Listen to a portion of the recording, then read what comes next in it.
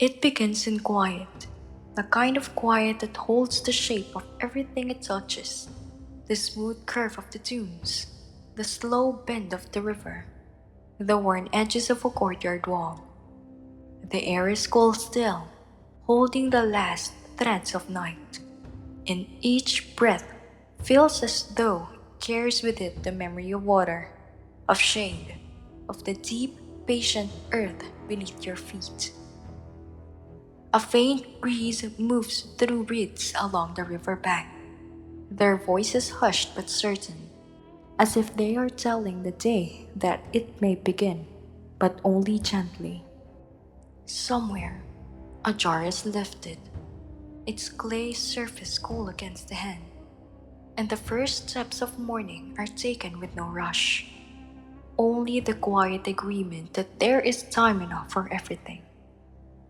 The heat begins before the sun is even high in the sky, though at first it is a gentle warmth that wraps around the body like a soft blanket fresh from the hearth. You can imagine it, those first pale beams sliding across the horizon, touching the sands that stretch endlessly beyond the reach of your eyes, warming the riverbanks, and slipping between the mud brick walls of small, silent homes. The world is quiet in those moments. A breath is drawn slowly, deeply, savoring the stillness before the day begins in earnest. It is not the kind of stillness that holds absence, but the kind that hums softly with life just beneath its surface. Somewhere nearby, a thin thread of smoke rises from a clay hearth, carrying with it the faint aroma of baking bread, flat and warm, ready to be shared before the sun climbs too high. The people here have always known the sun as both a blessing and a burden. It gives life to the barley and emmer, draws the sweet figs into ripeness, coaxes the date palms into their heavy summer yield. But it is also relentless, a steady and unblinking presence that can parch the lips, scorch the skin, and turn the earth hard as stone, if not treated with care. The Nile is their answer to this dual nature, its long ribbon of water winding through desert like a lifeline, offering its cool breath even in the hottest of months. You picture the way they walk toward it in early hours, clay jars balanced easily on their shoulders, feet pressing into the cool dampness of the riverbank before the day becomes fierce. Shade is not simply an absence of light here, it is an art, a craft perfected over generations. Palm fronds are arranged to cast long, dappled patterns across courtyards, creating little islands of relief where one might pause, sip water, and feel the skin loosen from the sun's grip. Mud brick walls, thick and porous, hold the night's coolness within their earthen embrace, releasing it slowly into the rooms where families rest during the midday blaze. You imagine running your fingers along those walls, feeling their faint grain, their whisper of soaring night air, like a secret kept safe until it is needed. Clothing, too, becomes part of the conversation with the sun. Loose woven linen, pale as the river's edge at dawn, falls softly around the body, allowing air to move like a slow tide across the skin. The fabric is light, but it is also a shield. Its threads, carrying the memory of the flax fields, the feel of the nimble fingers throwing fibers into the thread, the rhythm of looms singing under the shade of woven canopies. A broad-brimmed headcloth may drape low, casting a veil over the eyes, not to hide the world but to soften it, to turn the sun into something more bearable, more companion than adversary. The day is shaped not by the clocks, but by the sun's arc and the body's quiet wisdom. Work begins in the gentle light of morning, when the air is cool, and the earth is still pliant.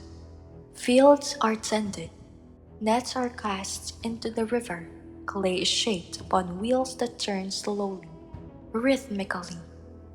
As the heat grows, tasks shift. Stones are smoothed in the shade, baskets mended beneath the whispering palms, stories shared in voices low and slow. There is no need to fight the heat head on. One moves with it, steps aside from its fiercest hours, and returns when it has begun to soften. And in the heart of the day, when the heat is thick enough to feel in the breath, there is rest.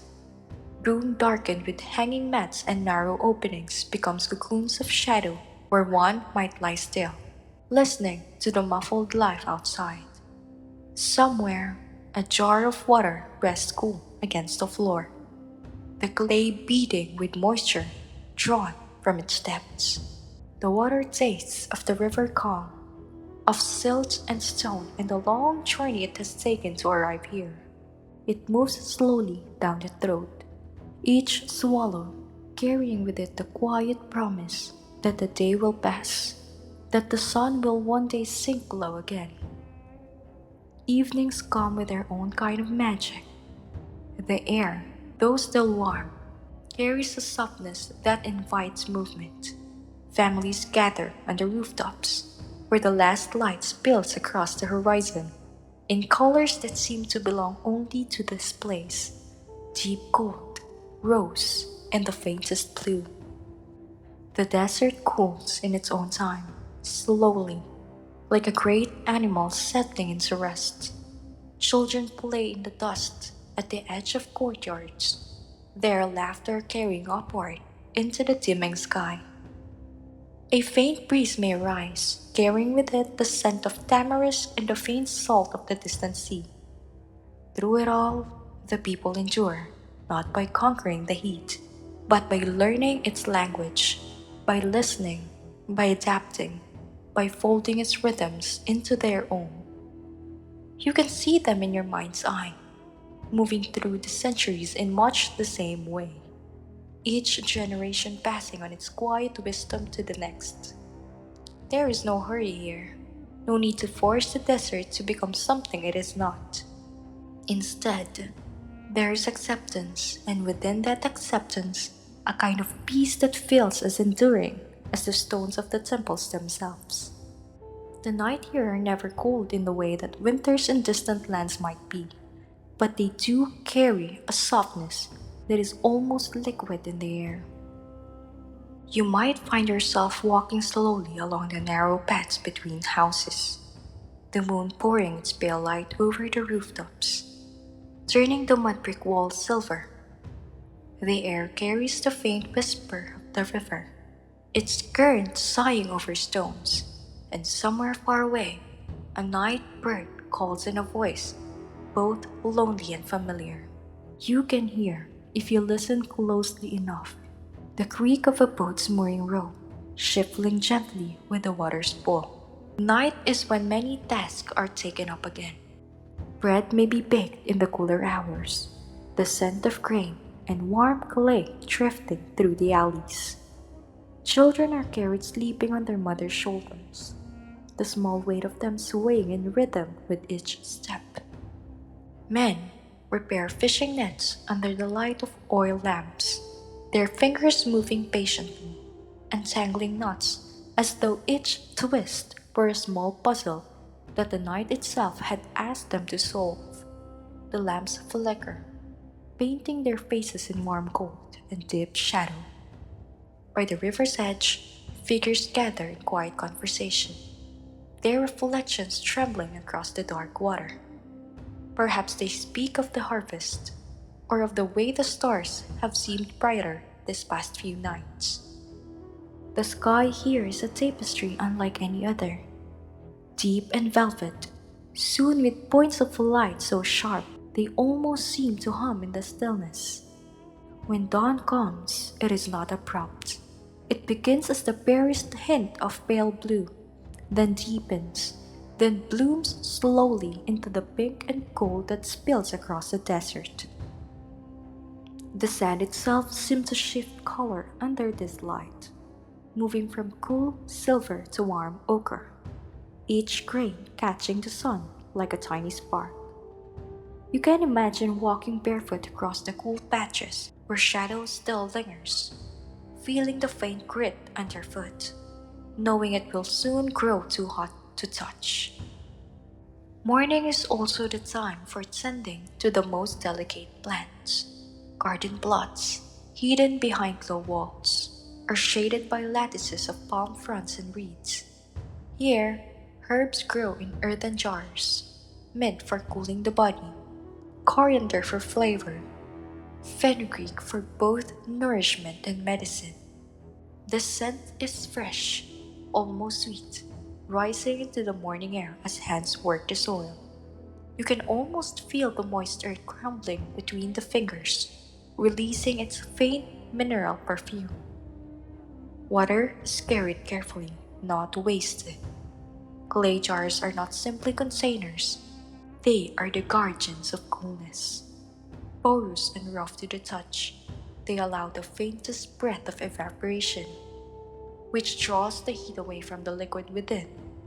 When you lift such a jar to your lips, the water is not cold as ice might be, but it is deeply refreshing, like drinking the shadow of a palm tree. Midday, however, is a different world entirely. The light becomes heavier, the air thicker, as though the sun has decided to pour itself entirely into the earth. Even the birds fall quiet, their wings folded as they shelter in whatever shade they can find. Life retreats inward, into the thick walled homes, into the dim corners of storerooms, into the soft half sleep of bodies conserving their strength. Those who must work in the sun move slowly, every gesture deliberate. A farmer checks his irrigation channels, letting water snake its way through narrow furrows between rows of green shoots. A mason taps carefully at a block of limestone, seeking the seam where it split cleanly, his tools warm under his hands. The children are sent on a smaller ranch, perhaps to fetch herbs or to carry messages between households, and they dart quickly between shadows, like minnows flashing through darker water. When the sun is at its peak, food is simple and sustaining: flatbreads with dates, lentils flavored with garlic, slices of cucumber cooled in a basin of river water. Meals are not rushed. People eat sitting low to the ground, sometimes reclining on woven mats, speaking in voices that are as low and unhurried as the heat itself. As the afternoon begins its long descent, the desert light changes again. The sharp glare softens, the shadows lengthen, and a faint breeze may stir the edges of woven awnings. This is the time when people begin to emerge again, like flowers opening towards evening. Potters return to their wheels, spinners to their thread, storytellers to the low stools where their listeners gather. And there is always the river, constant, patient, unhurried. It carries silt from lands unseen, and with it the promise of tomorrow's harvest. Its banks are lined with reeds that whisper when the wind passes, their soft voices mingling with the sound of oars dipping into the water. You can picture the boats gliding homeward in the gold light, their sails catching the last warmth of the day, the people aboard weary but content. Under the first touch of evening, the desert exhales.